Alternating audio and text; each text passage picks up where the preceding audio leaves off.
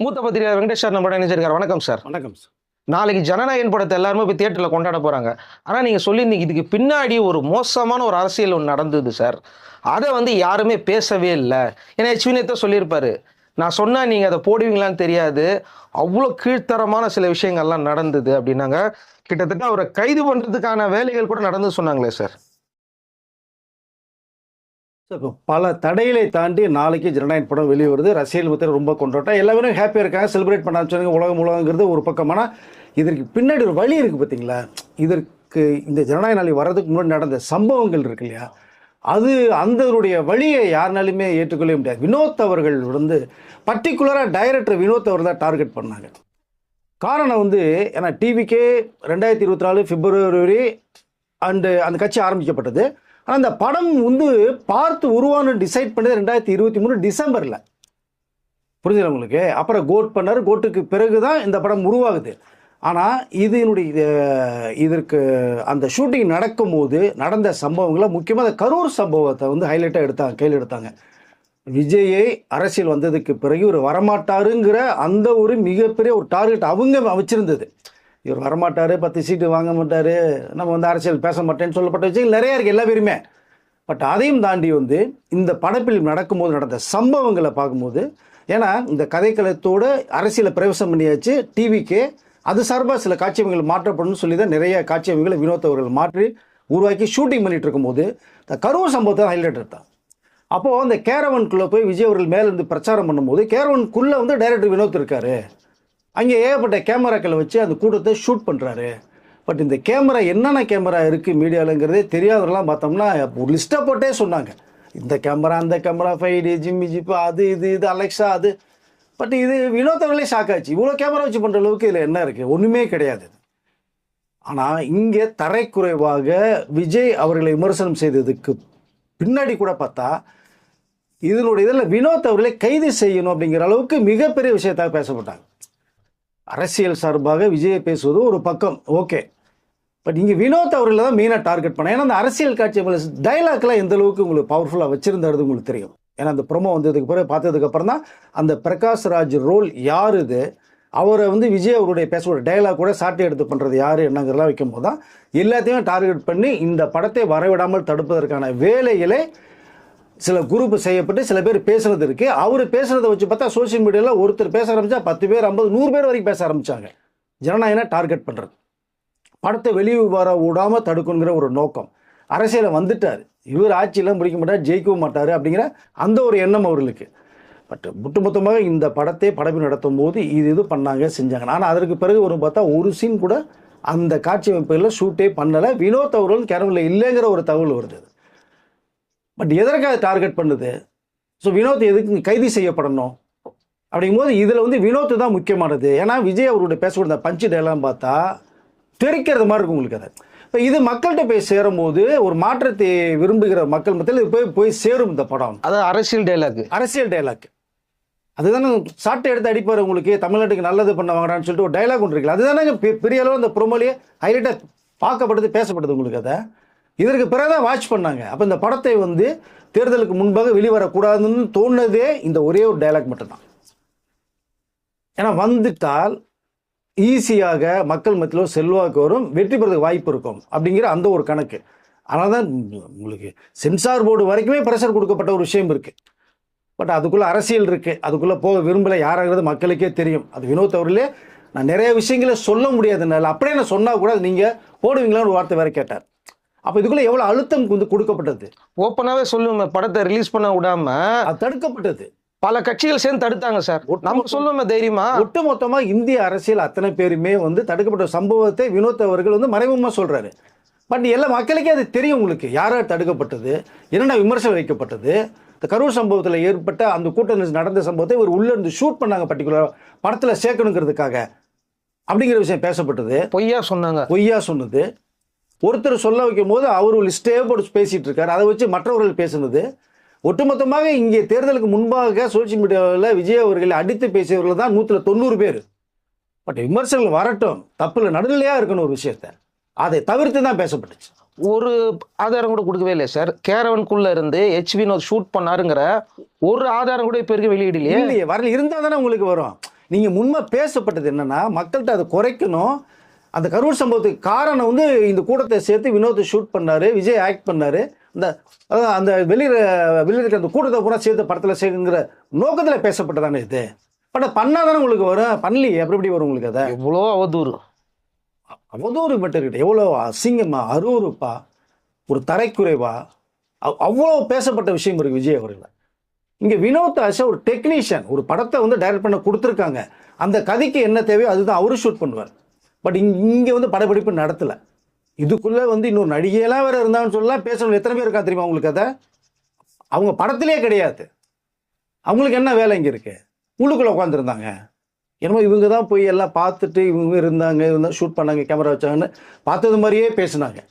But இவ்வளோ சம்பவங்கள் ஜனநாயகன் படப்பிடிப்பில் முன்ன நடந்த சம்பவங்களில் விஜய் அவர்கள் அடிக்கப்பட்டாலும் வினோத் அவர்கள் மிக மிக கைது செய்யப்படுற அளவுக்கு பண்ணி கொண்டு போகிற அளவுக்குலாம் பேசப்பட்ட சம்பவங்கள் இருக்கு. ஆமாம், அவரை கைது பண்ணணும், அவரை கைது பண்ணணும், பல பேர் தொடர்ந்து அதை பேசிக்கிட்டே இருந்தாங்களே. இவ்வளோ வழிகளை தாண்டி, இவ்வளோ பிரச்சனைகளை தாண்டி இந்த படத்தை எப்படியாவது படத்தை முடிச்சிடணும். விஜய் அவர்கள்ட்ட இந்த விஷயம் கவனத்துக்கு கூட அவர் சொன்ன ஒரே வார்த்தை, இதெல்லாம் வரும் வினோத், கவலைப்படாதீங்க. தயாரிப்பட்டி சொன்னது தான், இதெல்லாம் வரும், நான் பார்த்துக்கிறேன், உங்கள் வேலையை மட்டும் நீங்கள் பாருங்கள், ஷூட்டிங்கை முடிக்க பாருங்கள் அப்படின்னு சொல்லப்பட்டு தான் இது வந்து வினோத் அவர்களுடைய வாழ்க்கையிலே 2 தடவை அழுதுருக்கேன்றார் வினோத். இந்த படம் லீக் ஆனது ஒன்று, இந்த படம் நடந்த சம்பவங்கள் ஒன்று. சார், இவங்களே லீக் பண்ணாங்கன்ற ஒரு கொடுமையான விஷயத்தை பேசுனாங்க பார்த்தீங்களா? அதுதான் ரொம்ப கொடுமையான விஷயம். யாருமே மன்னிக்க முடியாது சார். ஏங்க தன்னுடைய என்னமோ பெத்த குழந்தைய குப்பத்தில் தூக்கி போட்டு வர்ற மாதிரி சொல்கிறாங்க ஈஸியாக. இவர்கள் உருவாக்கின ஒரு படம், அதை 400 கோடி ரூபா சில எடுக்கப்பட்ட ஒரு படத்தை போய் எப்படி வெளில விடுவாங்க இவங்க? அதுக்கு தேவையில்லை. அதுதான் வினோத்தோட்ட பேசும்போது கூட அதற்கு அந்த படம் லீக் ஆகும்போது இருந்த கவர்மெண்ட் வேறங்க, எப்படி பண்ண முடியும் இதை அப்படிங்கிற விஷயத்தை ஆணித்தரமாக கேட்குறாரு. இப்போ அதுக்கு பதில் கிடையாது. அதனால் இந்த படம் முடியறதுக்கு முன்னாடி பட்ட அந்த வேதனை இருக்கு இல்லையா, வலி இருக்கு இல்லையா, சொல்கிறதுக்கு அளவே கிடையாது. அப்படி உருவான படம் தான். ஏன்னா கடைசி படங்கும் போது இதை மக்கள்கிட்ட கொண்டு சேர்க்கணும். அந்த வழியிலோட தான் அந்த படத்தை ஷூட்டிங்கை வந்து டே பை கஷ்டத்தோடு வந்து வினோத் உருவாக்குன அந்த ஒரு விஷயம் இருக்குது. ஏன்னா டிவிகே கவர்மெண்ட் வந்ததுனால தான் இதை லீக் பண்ணவங்களெல்லாம் பிடிச்சாங்க. அப்படி இல்லைன்னா இவங்கள கூட பிடிச்சிருக்க மாட்டாங்க. அந்த ஃப்ரீலான்ஸ் எடிட்டர் ஒருத்தர் வந்து அதை பிட்டாக எடுத்து அவரு போய் ஒரு 15 பேரோட உட்காந்து அதை ஒரு வெர்ஷனாக வந்து ஆர்டர் போட்டு பண்ணி மியூசிக்கை உள்ளே இன்சர்ட் பண்ணி அத்தனையும் வந்து அவருடைய எடிட்டோரியல் டிபார்ட்மெண்ட்டில் பண்ணியிருக்காரு. அதை அப்போ யாருமே கண்டுபிடிக்கவே இல்லையே. அவர்கிட்ட கேட்கும் போது கூட டைரக்டர்கிட்ட என்ன மன்னிச்சிருக்கன்னு மட்டும்தான் சொல்லியிருக்காரு. பட் இது பின்னாடி யார் இருக்கான்னு விசாரிக்கும் போது அது இன்ன வரைக்கும் சொல்லலைங்கிற தகவல் வந்து டைரக்டர் சொல்கிறார். அப்போ பின்னாடி ஒரு ப்ரெஷர் இருக்கிறதுனால தான் அவர் அந்த தைரியமாக எடுத்து லீக் அவுட் பண்ணார். இல்லைன்னா பண்ணியிருக்க மாட்டார். நீ பண்ணு, நாங்கள் பார்த்துக்குறோம். ஸோ அதுக்கும் மீறி இன்னைக்கு இவ்வளோ பிரச்சனைகளை தாண்டி, இவ்வளோ வழிகளை தாண்டி இந்த படம் முடிஞ்சு சென்சாரில் எந்தெந்த பிரச்சனை வந்து தெரியும் உங்களுக்கு. இது வந்து ஷூட்டிங் முன்னாடி நடந்த பிரச்சனை. படம் ரிலீஸ் ஆகல ஜனவரி 9 அனௌன்ஸ்மெண்ட் கொடுக்கும்போது பார்த்தா சென்சாரில் ஓகேன்னு சொன்னாங்க, ஒருத்தர் ப்ராப்ளம் கொடுக்குறாங்க, ஸோ சர்டிஃபிகேட் வரல. அதாவது ஒன்று, இந்த படத்தில் வந்து ஆட்சிமையான காட்சி இருந்ததுன்னா அதை கட் பண்ணிட்டாவது சென்சார் கொடுத்துடணும். அதுதாங்க முறை. நீங்கள் எது உங்களுக்கு தேவையில்லை கட் பண்ணி தரப்போகிறாங்க. அதுவும் தரல. அவங்க என்ன நோக்கம்? இந்த படத்தை ரிலீஸ் பண்ணக்கூடாது. தேர்தல் அறிவு போகிற வரைக்கும் இழுத்துட்டு போனாங்க. ஏப்ரல் 23 தேர்தலுங்கும் போது ஃபர்ஸ்ட் வீக் வரைக்குமே கொண்டு போனாங்க. ஜனவரியிலிருந்து பிப்ரவரி மார்ச் 3 மாதம் சென்சார் சர்டிஃபிகேட் தரல, பல காரணங்கள். அது கூடவே ரிலீஸ் ஆகிற ஒரு படம், சர்ச்சையை ஏற்படுத்துகிற படம், ஒரு நாளைக்கு முன்னாடி தான் சென்சார் சர்டிஃபிகேட் தரப்படுது அந்த படத்துக்கு. அந்த படத்துக்கு கொடுத்துட்டாங்க, அது ரிலீஸ் ஆகிடுது. இதுக்கு ரிலீஸ் ஆகல. பொங்கல் வச்சு கொண்டாடினாங்க சார் டெல்லியில். எல்லா பேரும் செலிப்ரேட் பண்ணாங்க. அப்போ டெல்லியில் பொங்கல் வச்சு கொண்டாடும் போதே தெரிஞ்சு போச்சு இது சென்சார் ஏன் வரலன்னு ஈஸியாக கண்டுபிடிச்சிட்டாங்க. அதுதான் இந்த படத்தை மக்கள்கிட்ட சேர்க்கக்கூடாது. இது படப்பிடிப்பு நடத்து முழுமையே அடையக்கூடாதுனால தான் இவ்வளோ பிரச்சனைகள் ஷூட்டிங் சமயத்தில் பண்ணப்பட்டது. அது அப்படியே வந்து அவ்வளோ கஷ்ட படத்தை முடிச்சுட்டாங்க. சென்சார் போது இந்த ஒரு ப்ராப்ளமு. ரிவைசிங் எப்படி பார்க்கணும்? ரிவைசிங் யார் பார்ப்பான்னா 3 மாதம் பார்க்கல. தமிழ் திரையுலகத்தினுடைய வரலாற்றை இந்த மாதிரி சம்பவம் நடந்தது இல்லைங்கிறாங்க பல தயாரிப்பாளர்கள். பட் இது வரக்கூடாது, தேர்தல் கொடுத்துட்டாங்க. அப்போ படமே ரிலீஸ் ஆகாது. இது படம் வருமா வராதா ஒரு விஷயம் வந்து 1 கோடி பேர் மேலே பார்த்து லீக் ஆன ஒரு விஷயத்தை விட்டாங்க. நீ வராது இந்த படம், அவ்வளோதான். கடைசி படம் ஒரு அவருடைய விஜய் அவருடைய கேரியரில் ஒரு 0வா போகணும் அப்படிங்கிறது தான் அது ஒரே கண்ணோட்டம். இது தேர்தல் முடிந்தது, மக்கள் என்ன தீர்ப்பு மாற்றத்தை எதிர்பார்த்தாங்க. இவ்வளோ தூரம் அடிக்கிறீங்களா விஜய் நீங்கள், நாங்கள் அவரை தூக்கி உட்கார வைக்கிறோம் அப்படின்னு தூக்கி உட்கார வச்சுட்டாங்க முதலமைச்சராக. அதற்கு பிறகு ஒரு 50 நாள் சர்டிஃபிகேட் வரல. அதற்கு பிறகு தான் சர்டிஃபிகேட் கொடுக்கப்பட்டு சரி படத்தை நம்ம மக்கள்கிட்ட கொண்டு போய் சேர்த்துருவோம் அப்படி கண்ணோட்டத்தோட இப்போ நாளைக்கு இந்த படம் மக்கள் பார்வைக்கு உலகம் முறை ரிலீஸ் ஆகுது சார். இன்னொன்று சொன்னாங்க சார், இது வந்து ஏற்கனவே படம் லீக் ஆயிடுச்சு, இந்த படத்தில் யார் பார்ப்பாங்கன்னு சொன்னால் இன்னைக்கு ஒருத்தர் கூட டிக்கெட்டே கிடைக்கல. ஏங்க டிக்கெட் எல்லாமே வேர்ல்டு ஃபுல்லுங்க, டிக்கெட் இல்லைங்க. முதல்ல இது வந்து லீக்கான வெர்ஷன் வேறங்க. இதில் வந்து சென்சார்ட் அனுமதி பெற்று அவங்க எக்ஸ்ட்ரா சீன்ஸ் கொஞ்சம் மாற்றி ஆர்டரை மாற்றி எடிட் பண்ணி கிளைமாக்ஸ் நீங்கள் இதில் சொல்லும் போதே பார்த்தீங்கன்னா சி ஜோசப் விஜய் தான் டைட்டில் வருது உங்களுக்கு. அதை சட்டம் என்ன சொல்லுது அதை நான் பண்ணியிருக்கேன்னு இருக்காரு. அப்போ தமிழக முதலமைச்சர் விஜய்னு சொல்ல முடியாது, சி ஜோசப் விஜய் அது வருது. ஸோ இதில் வந்து இது கிளைமாக்ஸ் கொஞ்சம் மாற்றம் செய்யப்பட்டிருக்கு. அதை வந்து ரிவைசி கமிட்டி கொடுத்து சென்சாரிட்டி முறைப்படி வாங்கியிருக்காங்க. இப்போ எதுவுமே சொல்லவும் முடியாது, நீங்கள் லீக்கான வெர்ஷனே இல்லை இது வேற படமேன்னு சொல்லவும் முடியாது. இப்போ ஏன்னா சென்சார் பார்த்து அக்செப்ட் பண்ணியிருக்காங்க. இப்போ இதை சொல்லலை. இந்த படம் நாளைக்கு மக்கள்கிட்ட கொண்டு சேர்க்கும் போது இது 1 கோடி பேர் பார்த்துட்டாங்க பார்க்க மாட்டான்னு இப்போ அவங்க டிக்கெட் இல்லாமல் திணறாங்க. நான் பார்த்த வெர்ஷன் வேறேன்றாங்களே, இப்போ அது எப்படி இருக்குன்னு தெரியலையே, தியேட்டருக்கு பார்க்கணுமே. என்ன கிண்டல் பண்ணாங்க, எவ்வளோ மோசமாக அண்டர் எஸ்டிமேட் போட்டது. விஜய் அவர்கள் அரசியலுக்கு அன்ஃபிட்டு, வரமாட்டாரு, 234 சீட்டு இல்லை 100 சீட்டு 50 சீட்டு 20 சீட்டு 10 சீட்டு வேணா அரசியல் விட்டு நான் பேச நிப்பாட்டேன்னு சொன்னவங்கெல்லாம் இருக்காங்க. அரசியல் விமர்சனம் எல்லாத்தையும் தூளாக உடைச்சாரு. விஜய் ஜெயிச்சிட்டாருன்னா நான் பேசுறத நிறுத்துறேன் சார் ஒருத்தர் மாடுலேஷன்ல சொன்னாரு. இன்னைக்கு அவங்க தான் வந்து இன்டர்வியூ எடுத்துட்டு இருக்காங்க இல்லையா? ஆமா. பட் நீ விமர்சனம் பண்ணுங்க, அது ஒரு மனிதனை தரைக்குறைவா அண்டர் எஸ்டிமேட் பண்ண மக்கள் மனசுல என்ன இருக்குன்னு தெரிஞ்சுக்கிடுங்க. முதல்ல நம்ம மனசுல என்ன இருக்குது வேற விஷயம், மக்கள் என்ன முடிவு பண்றாங்க அவர்கள் முடிவு பண்ணி வச்சுட்டாங்க. முதலமைச்சராக விஜய் அவர்களை கொண்டே உட்கார வைக்கணும்னு சொல்லி நீங்க இவ்வளோ விஷயங்கள் நீங்க அடிக்க பேசதான் அதை விஜய் முடிவு பண்ணாங்க. இவ்வளவு தடவை ஒரு தனி மனிதனை போட்டு அடிக்கிறாங்கன்னா கொண்டே உட்கார வச்சிடும் நம்ம மக்கள். இப்போ இந்த படம் ஃபர்ஸ்ட் கதை இப்போ சொன்னார்ல சார், அப்போ வந்து விஜய் அவர்கள் வந்து யோசிச்சாருனாரு வேற ஒரு என்ன வினோத் அவர்கள் வந்து ஆக்சுவலாக வந்து ஒரு 5-6 படம் சூப்பர் டூப்பர் ஹிட் கொடுத்துட்டாங்க. விஜய் அவர்களுடைய இறுதி படம் முடிவு பண்ணுறாரு, விஜய் அவர்கள் முடிவு பண்ணுறாங்க. அப்போ வந்து நல்ல கதையோட ஒரு படம் பண்ணணும்னு ஆசைப்படும் போது கிட்டத்தட்ட வந்து ஒரு 25 இயக்குநர்கிட்ட வந்து விஜய் அவர்கள் கதை கேட்டிருக்காங்க. வினோத் அவர்களுக்கு முன்னாடி வந்து ஒரு 15 பேர், வினோத் அவர்கள் கதை சொன்னதுக்கு பிறகு ஒரு 10 பேர், 25 பேர்கிட்ட கதை கேட்டிருக்காரு விஜய் சார். அதில் வினோத் அவர்கள் சொல்லப்பட்ட ஒரு கதை இதுக்கு முன்னாடியே ஒரு லைன் சொல்லியிருக்காங்க, அது பிடிச்சிருக்கு டெவலப் பண்ணிக்க வேண்டியதுன்னு சொல்லப்பட்டு இந்த நேரத்தில் வரும்போது தான் அவர் வந்து இந்த கமல்ஹாசன் தயார் பண்ண இடத்துல ஒரு படம் பண்ண போகிறாரு. அங்கே அந்த படம் பிரேக் ஆகுது. இப்போ அந்த கேப்பில் விழும்போது விஜய் சாரை போய் மீட் பண்ணுறாங்க. அவருடைய மேனேஜர் இந்த ஜெகதீஷ் சாரை வச்சு மீட் பண்ணும்போது விஜய் சார் வந்து விஜய் சார் அப்பாயின்மெண்ட் போட்டுறேன் சார், நீங்கள் வாங்க கதை சொல்லுங்கன்னு ஜெகதீஷ் சார் கிரீன் சிக்னல் கொடுத்துட்டாங்க. அப்போ ஒரு டைம் சொல்லப்படும் போது இந்த கதையை வந்து சொல்கிறார். ஏற்கனவே ஒரு லைன் சொல்லப்பட்ட கதையை டெவலப் பண்ணி வந்து ரெடி பண்ணிட்டு சொல்கிறாங்க. விஜய் சார் கதை கேட்டுட்டு இன்டர்வல் வரைக்கும் திருக்குது, பிரமாதமாக இருக்குது. இன்டர்வலுக்கு மேலே செகண்ட் ஹாஃப் கேட்கும்போது பார்த்தோம்னா ரொம்ப ஹெவியாக இருக்குது சார்.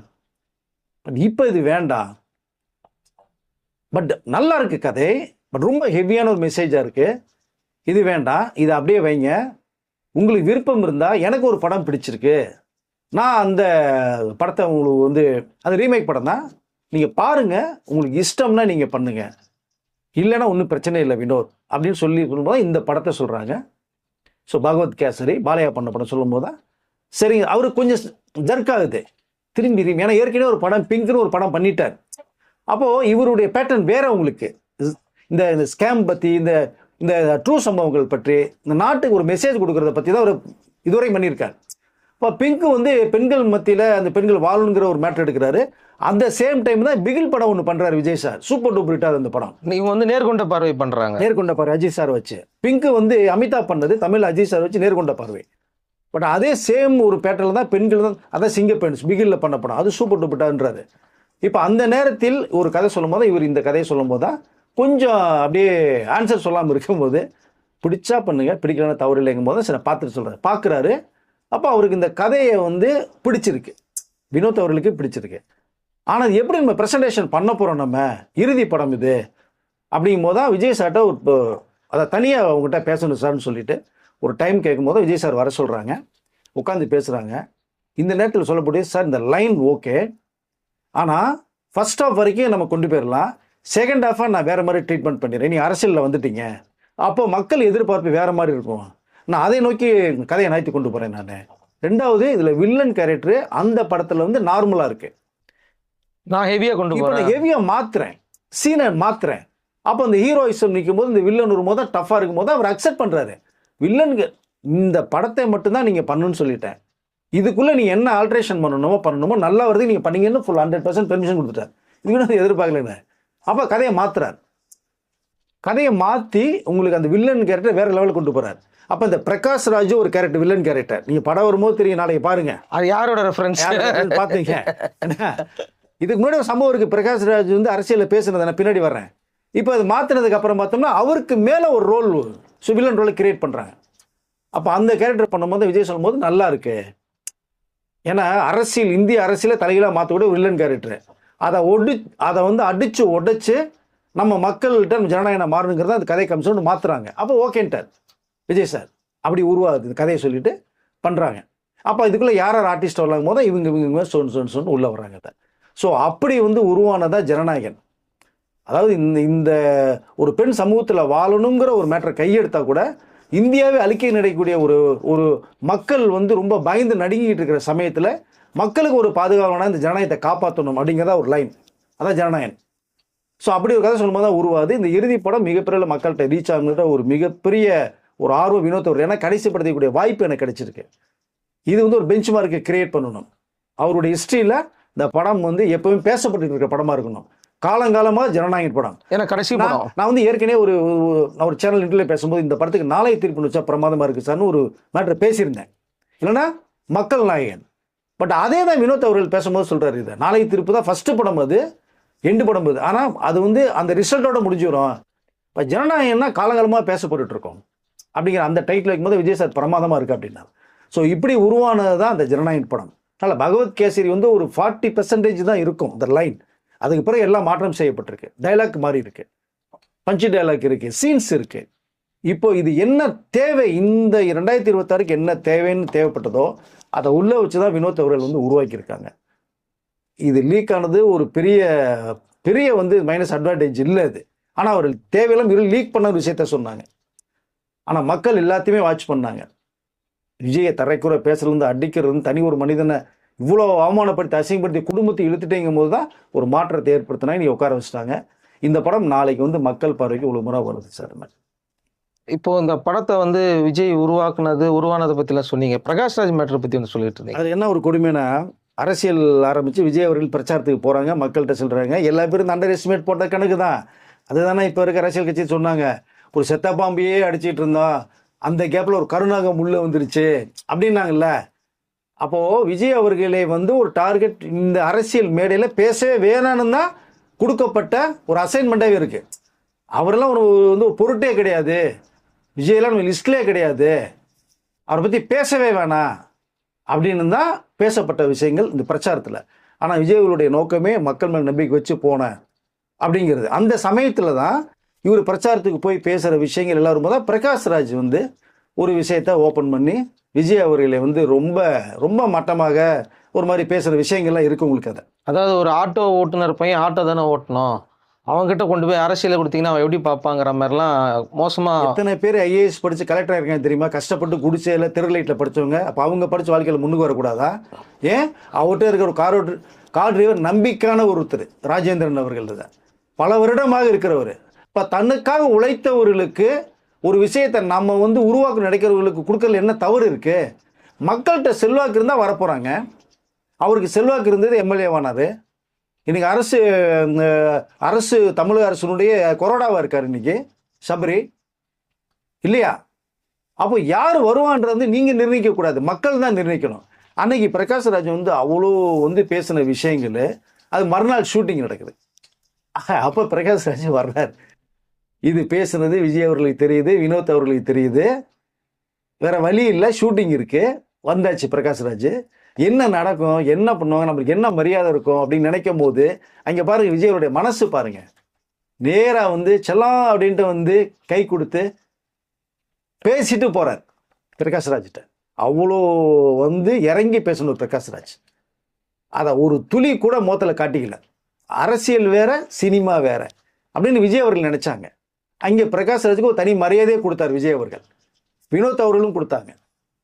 அங்கே பிரகாஷ் ராஜ் அங்கே அப்படியே உளுந்தவர் தான். என்னடா இவ்வளோ நம்ம பேசி நம்மளை வந்து இப்படி விஜய் அவர்கள் கை கொடுத்துட்டு செல்லோன்னு சொல்லிட்டு போகிறாரு.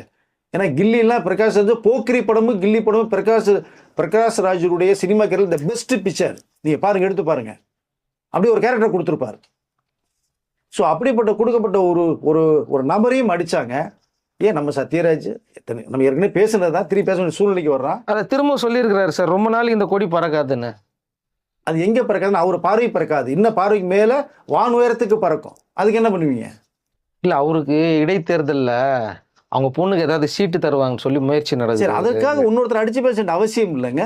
நமக்கு எந்த கட்சியில் அபிமானம் இருக்கோ அந்த மட்டும் நீங்க பேசி பார்த்து கேட்கலாம், தப்பு கிடையாது. அப்போதான் வந்து பார்த்தீங்கன்னா விஜய் அவர்களை வச்சு எவ்வளோ மோசமாக பேசுகிறோமோ அப்போதான் வந்து நம்மளுக்கு சீட்டு கிடைக்கும்.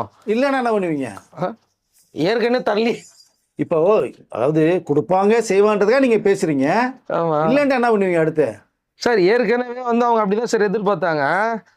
தேர்தல்லே அந்த அம்மாக்கு சீட்டு கிடைக்கும்னு சொல்லிட்டு கொடுத்தாங்க, ஞாபகம் இருக்குதுங்களா? பாம்பு கொடுத்தாங்க, இல்ல அங்கேயே துரத்தி விட்டாங்க, கிடையாது போங்க. இப்போ இல்லைன்னா என்ன சத்யராஜ் என்ன பண்ணுவாங்க தெரியல சார், அவரும் முயற்சி பண்றாரு, பாவம் சரி சார். பண்ணட்டும், தப்பு இல்லை. அவருடைய பையன் எடுத்துக்க சிபிராஜ், விஜய் அவருடைய வெறித்தனமான ரசிகர், என்னுடைய அண்ணனுடைய தலைவர்னு சொல்லிட்டு ஒரு வீட்டுக்குள்ளேயே இப்படி அதாவது ரெண்டு பேரும் கான்ட்ராஸ்டா இருக்காங்க. பட் அவர் ஒரு பக்கம் பேசுனது அப்பாவும் பொண்ணும் தோத்துட்டாங்க, பையன் ஜெயிச்சிட்டாரு. ஜெயிஸ்டார். இதான் நேச்சுரல். அவருக்கு வந்து யதார்த்தம் புரியுது, மக்களுடைய பல்ஸ் புரியுது, விஜய் அவர்களுடைய அந்த வேல்யூ அவருக்கு புரியுது. இல்லை சார், அவர் சத்யராஜ் வந்து எப்பவுமே வந்து தனி மனுஷன் ஜெயிச்சு வர்றாரு, பணம் கொடுக்காம ஜெயிச்சிருக்காரு. அப்ப நேர்மையா அங்க தானே நிக்கணும். கண்டிப்பா அப்போ உடைச்சிருக்காரு இல்லைங்க ஃபர்ஸ்ட். ஆனா அப்ப அங்க போனா எந்த ஆதாயமும் இருக்காது சார். ஒருத்தர் பணம் செலவு பண்ணாம வர்றாரு, எந்த ஆதாயமும் இல்லாம இப்ப இவருக்கு என்ன சார் லாபம் கிடைக்கும்? அது அவரை தான் கேட்கணும். இப்போ அதே வந்து நல்லா கொழுத்து போயிருக்கிற ஒரு இடத்துக்கு போனா அந்த நல்லா நம்மளுக்கு லாபம் கிடைக்கும்ல. சத்யராஜ் அவர்கள் எவ்வளவு பேசினாலுமே இங்க மக்கள் மாற்றத்தில் உட்கார வச்சிட்டாங்க இல்லைங்க. இது வரைக்கும் தெளிவாக எழுதி வச்சுங்க, ஜாதியை உடைச்சிருக்காருங்க. தமிழக முதலமைச்சர் எந்த முதலமைச்சர் வந்து ஜாதியை உடைச்சி எல்லாம் ஒன்றுன்னு சொல்லி சேர்க்க வச்சு தமிழக அமைச்சரோட இடம் கொடுத்துருப்பாங்க? நீ ஜாதிங்கிறதே கிடையாதுங்க. நீங்க எல்லா ஊர்களையும் எல்லா தொகுதியும் எல்லா ஜாதியினுடைய நண்பர்கள் இருக்கிற இடத்துக்கு உள்ள நீங்க தைரியமா போயிட்டு வரலாம். நீங்க மிகப்பெரிய ஒரு வரலாற்று சாதனை ஏற்படுத்தியிருக்காரு. ஆமா, அவர் வந்து எப்பவுமே நான் வந்து கட்டப்பாவாகவே செயல்படுவேன் இந்த கட்சிக்குன்றாரு. அப்போ யாரு முதுகுல குத்த போறாரு? கட்டப்பா கேரக்டர் என்னங்கிறது தெரியுமில்ல. பாகுபலி படம் இருக்கு, பாத்தீங்க. கூடவே இருந்து முதுகுல குத்துற மாதிரி கேரக்டர், அது யாரு குத்த போறான்னு தெரியல. அது அவருக்கு தான் தெரியும். அவங்க கட்சி கொஞ்சம் உஷாரா இருங்க, யாருக்கே குத்த போறாங்களா? அது அவர் சொல்லிட்டாரு வேற, ஓப்பனாவே ஸ்டேஜ்ல வேற. ஸோ அதனால அந்த கட்டப்பா யாருங்கிறது தெரியும், பிரகாஷ் ராஜ் யாருங்கிறது நீங்க சொல்ல வேணா, மக்கள் புரிஞ்சுக்கிட்டாங்க. இனி ஒன்றும் பண்ண முடியாது. அவர் ஈமு கோழி வளர்த்துட்டு இருந்தாரு, இப்ப எப்படி சார் இருக்கு? அதெல்லாம் முடிஞ்சு போச்சு. அது அப்படியா? நிறைய ஸ்கேம் நடந்தது ஈமு கோழில, உங்களுக்கு அது தெரியும். உங்களுக்கு தெரியும். அதான் சத்யராஜ் தான் பனிஷ்மெண்ட்லாம் பண்ணாங்க. சத்யராஜ் பேஸ் பண்ணி தானே இதுவே எடுத்தாங்க, சதுரங்க வேட்டை படமே. ஆமா, அது எச்சுனத்தினுடைய எவர் கிரீன் படம். ஒரு ஸ்கேம்னாலே நீங்க சதுர வேட்டை தான் பாக்குறாங்க எல்லா பேருமே. அதை வந்து அவரு பேசும்போது சொல்றாரு. ஸோ அதனால சிஎம் ஆனதுக்கு பிறகு ஜாதியை உடைச்சிருக்காரு, லஞ்சம் கேட்டா கொடுக்காதீங்கன்றார், லஞ்சத்தை ஒழிப்பேன்றார். சார் இது நான் சொன்ன விஷயம்தான். சைதாப்பேட்டைக்கு MC ராஜா சமூக நீதி விடுதிக்கு போய் மாணவர்கள் மத்தியில் ஒரு மாணவராக இருந்து நிறைய விஷயங்கள் பண்ணாரு. லெஃப்ட் திரும்பினா நந்தனா, ரைட் திரும்பினா டீரன்னு சொன்னேன். நேற்று சேத்துப்பட்டுக்கு போயிட்டாரு. எந்த நேரத்தில் முதலமைச்சர் திடீர் ஆய்வு மேற்கொள்ளாருன்னு தெரியாது சார். இதனாலதான் சார் சத்யராஜ் வந்து அந்த பக்கம் வரவே மாட்டேன்றாரு. நீங்களே துட்டு சம்பாதிக்க மாட்டேன், அப்புறம் என்ன எப்படி நீங்க கவனிப்பீங்க? இப்ப புரியுதுங்களா? நாட்டு மக்களுக்கு நல்லது எங்களுக்கு தேவையில்லைங்க. தேவையில்லைன்னா ஓரமா ஒதுங்கிக்கங்க. அவரு செய்யறவர்கள் எங்களுக்கு எங்க மழை வருதோ நாங்க போய் நின்னுக்கிறோம். நில்லுக்குங்க, அது தவறு கிடையாது. அவர் கோவம் வருதுங்க. நீங்க வந்து லஞ்சம் வாங்காத புதுசு புதுசா கொண்டு வந்தீங்கன்னா அது எப்படி சத்யராஜ் அவருக்கு எப்படி பிடிக்கும்? மக்களுக்கு பிடிக்குது இல்ல, அது போதும். அது உண்மைதான். இருந்தாலும் மக்களுக்கு பிடிக்குது இல்ல, மக்கள் நல்லா இருக்காங்கல்ல, நாட்டில் நல்லா இருக்காங்கல்ல, அது போதுங்க அவர் விஜய் அவர்களுக்கு. அதுதான் சொன்னாரு, பணம் முக்கியமா ஜனனம் முக்கியமாட்டா, எனக்கு ஜனம் தான் முக்கியம். ஜனநாயகன். இவருக்கு சீட்டு தாங்க முக்கியம். அவங்க வீட்டுல வாங்கிட்டோம், நிக்கட்டும், தப்பு இல்ல. செல்வாக்கு இருந்தா ஜெயிக்கட்டும், வெற்றி பெறட்டும், சீட்ல உட்காரட்டும். ஜெயிச்சு வந்தாருன்னா ஒரு இன்னும் 2 ஈமு கோழி வளர்த்து விட்டு ஏதோ ஒண்ணு பண்ணட்டும், ஒன்றும் தப்பு இல்லை. ஆனால் இங்கே படம் ஜனநாயகன் படம் வர்றதுக்கு முன்னாடி நடந்த சம்பவங்கள், அவ்வளோ வலிகள், வேதனைகள், கஷ்டப்பட்டு உருவாக்கி படம் முடிஞ்சு ரிலீஸ் ஆகாம 6 மாசம் ரிலீஸ் ஆகி நாளைக்கு ரிலீஸ் ஆகுது. ஸோ இவ்வளோ பிரச்சனை நடுவில் எதை நோக்கி விஜய் அவர்கள் பயணம் வந்தாங்களோ மக்கள் உட்கார வச்சாங்க. நாட்டை செழிப்பான பாதையை கொண்டு போயிட்டு இருக்காரு. லஞ்சத்தை ஒழிச்சிருக்காரு. எல்லா அரசு துறையும் இப்போ அரசு துறைகள் வந்து ஃபுல்லாக கிளீனாக மாறிக்கிட்டு இருக்கு. வேணாம், இனிமேல் வாங்க தேவையில்லைன்னு முடிவுக்கு வர்றாங்க. ஜாதியை முக்கியமாக ஜாதியை ஒழிச்சிருக்காருங்க. அது எந்த சிஎம் பண்ணாங்க? எந்த சிஎம் லஞ்சத்தை கொடுக்காதீங்கன்னு சொன்னாங்க? 60 வருட அரசியல் வாழ்க்கையிலே மக்கள் பார்க்காத ஒரு விஷயம், கேட்காத ஒரு பதில், இதை மக்கள் இன்னைக்கு பார்க்குறாங்க. இப்போ இந்த படம் வந்து நாளைக்கு பார்க்கும்போது எல்லாருக்கும் ஒரு புது எக்ஸ்பீரியன்ஸ். புது தியேட்டர் எக்ஸ்பீரியன்ஸ் வேறங்க, அது தெளிவாக தெரிஞ்சுங்க. படம் வேற மாதிரி அந்த இருக்கு. டைட்டில் கார்டுக்காக எல்லாம் போறாங்களா சார்? டைட்டில் கார்டு, கிளைமாக்ஸ்க்கு அப்புறம் எண்டில் வர்றது, டிவி கேல இருக்கிற சில இதெல்லாம் உள்ள இருக்காங்க, நடிச்சிருக்காங்க, ஆக்ட் பண்ணியிருக்காங்க. ரோசாட்டை கேட்கும்போது கூட கடைசி எண்டில் வந்து எஸ்.ஏ. சந்திரசேகர் சார் பண்ணி அந்த ரேலை முடிக்கிறது மாதிரி தான் சீன் அமைக்கப்பட்டிருக்காரு. அவருக்கு அதான் விருப்பம். ஆனால் அதை விட இந்த ஜென்சி கிட்டுக்கு வந்து பிடிச்ச இயக்குனர்கள், விஜய் அவர்களுடைய நல்ல நண்பர்கள், சகோதரர்கள், அவர் வச்சு பண்ண நல்லா இருக்குன்னா நெல்சன், லோகேஷ் கனகராஜ், எஸ் அட்லி 3 பேர். இவங்க 3 பேர் தானே ட்ரெண்ட்ல இருக்கிறாங்க இந்தியாவில். வினோத் அவர்கள் சொன்னது, வினோத் அவர்களுடைய நம்ம பேசும்போது வினோத் அவர்கள் சொல்றது, சன்ரைஸ் ஷாட்டோட வந்து நான் சில்வெட்டில் பண்ணியிருக்கேன் அப்படின்னு சொல்றாரு. பிரமாதமான ஒரு ஷாட். நீங்கள் அந்த ட்ரெய்லர்லேயே இருக்கு, நீங்கள் பார்த்தீங்கன்னா தெரியும். புறமா விட்டாங்கல்ல, புறமாவில் வரும்போதே உங்களுக்கு எண்டில் வரும். அவர் இந்த பைக்கில் வர்றது, மமிதா பச்சன் ஓடி வர்றது. ஸோ அதனால் நீங்கள் என்ன விமர்சனங்கள் பண்ணாலும் எது பண்ணாலும் கவலைப்படாமல் தனி ஒரு மனிதனாக வந்து ஜனநாயக படத்தை இப்போ நாளைக்கு ரிலீஸ் ஆகுது, அது வெற்றி படமாக்க வேண்டிய பொறுப்பு ரசிகர்கள்ட்ட கொடுத்துட்டாரு, மக்கள்கிட்ட கொடுத்துட்டாரு. எப்படி நீங்கள் வெற்றி பெற வச்சு தமிழ் அமைச்சரை உட்கார வச்சிங்களோ, மாதிரி இந்த படத்தை, அவருடைய கடைசி படத்தை ஒரு வரலாற்று சம்பவமாக மாற்றி, வசூல் ரீதியாக மாற்றி, பாக்ஸ் ஆஃபீஸ்ட்ட என்றைக்குமே பேசக்கூடிய படமாக மாற்ற வேண்டியது ரசிகர்களுடைய கடமைங்கிறத நான் சொல்லிக்கொள்ள விரும்புகிறேன் சார். நன்றி சார். மீண்டும் ஜனநாயகன் படத்தை பார்த்த பிறகு அதோட எக்ஸ்பீரியன்ஸ் பாக்ஸ் ஆஃப் கலெக்ஷனோட சந்திக்கலாம். நன்றி சார்.